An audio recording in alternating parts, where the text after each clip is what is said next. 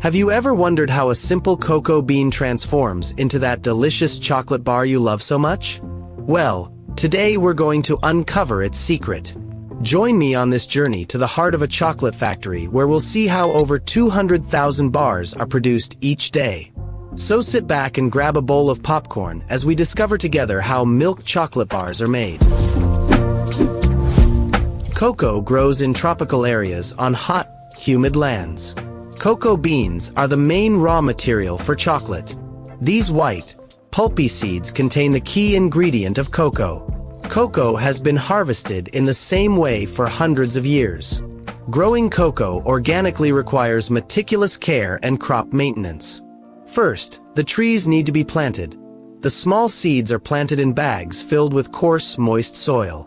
In a few days, the seeds begin to sprout, and after 4 weeks, the plant reaches 30 centimeters. Although it will take another 3 years for them to become sturdy trees and start bearing fruit, strategic pruning strengthens the tree and keeps it growing. Soon the flowers begin to sprout and bloom. Small beetles pollinate the flowers.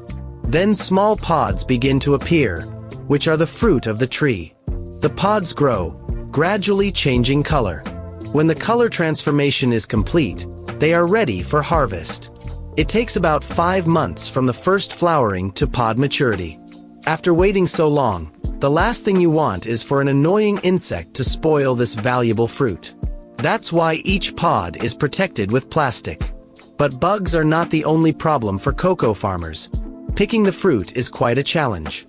They do not fall from the trees but must be cut one by one in temperatures over 35 degrees under the sun. The work requires double effort to collect 1,500 cocoa pods per day. At the time of harvest, only the ripe pods are collected. If a pod is not fully ripe, the cocoa beans will be acidic and bitter. Once piled up, they are transported to other plantation facilities for processing. The seeds are extracted by hand. The pod's shell is rough and bumpy. It is opened with a machete to extract the fruit inside. The fruit consists of an edible, sweet pulp that encloses 30 to 50 white seeds.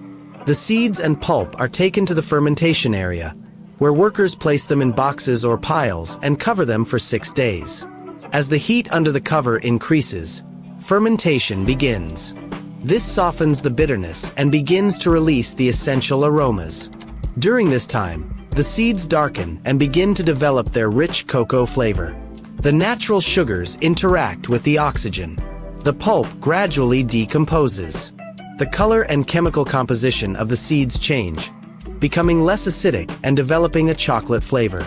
After a proper fermentation process, they are spread out in the sun to dry and shed their skins.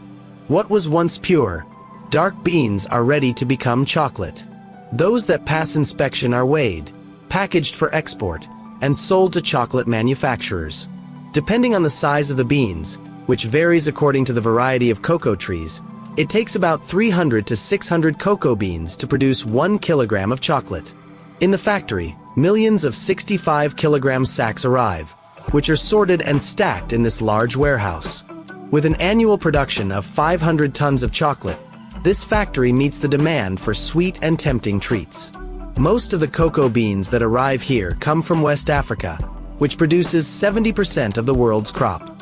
A conveyor belt moves them through a cleaning system, which consists of a series of sieves that remove twigs, stones, and other debris. They first need to be cleaned and any impurities or shells removed in a process called sieving. The next stop is a rotating drum that heats the cocoa beans to loosen their shells. They then enter a machine to remove the shell inside. Afterward, rakes drag the beans through sieves, removing large pieces of the shell. Then, a vacuum cleaner removes the remaining smaller pieces. Removing the shell exposes the interior of the cocoa bean. This is known as the nib, and it is the part of the bean that contains all the chocolate flavor. Once cracked, the shells and nibs are separated on vibrating screens. The longer, lighter shells remain on top of the screen and are removed, while the smaller, heavier nibs fall below. To release the flavor of the nibs, they are roasted in a giant roaster, similar to the one used for coffee. The exact roasting time and temperature is the chocolate manufacturer's best-kept secret.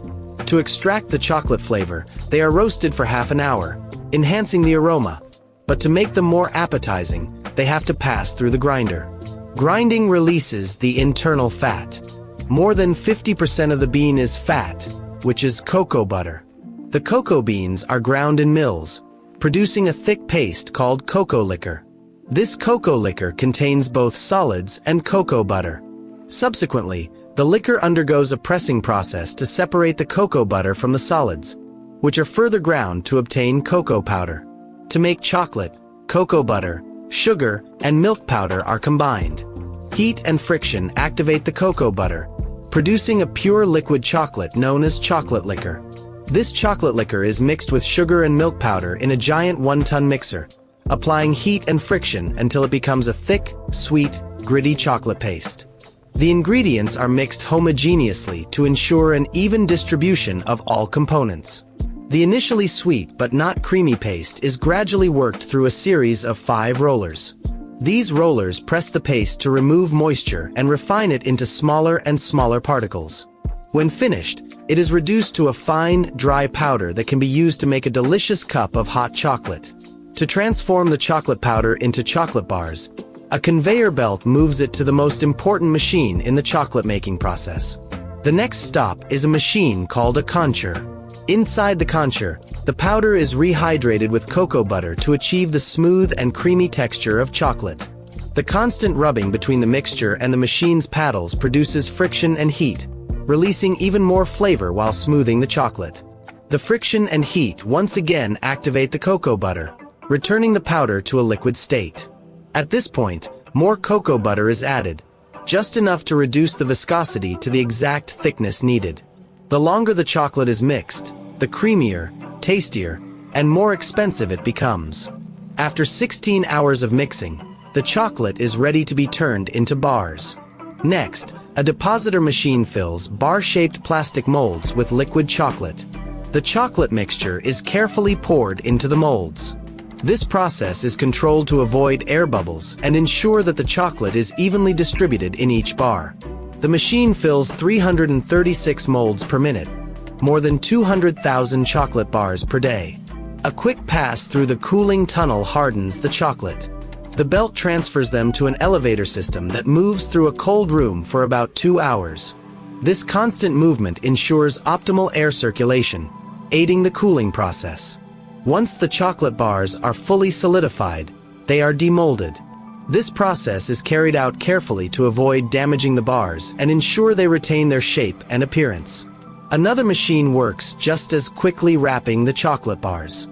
The aluminum foil found in most bars helps preserve the chocolate by protecting it from air and moisture. A decorative wrapper is placed over the foil, and then the chocolate bars are ready to be devoured. And that's it for today's video. If you like this type of content, don't forget to give me a like, subscribe, and turn on the notification bell so you don't miss the upcoming videos. Without further ado, see you next time.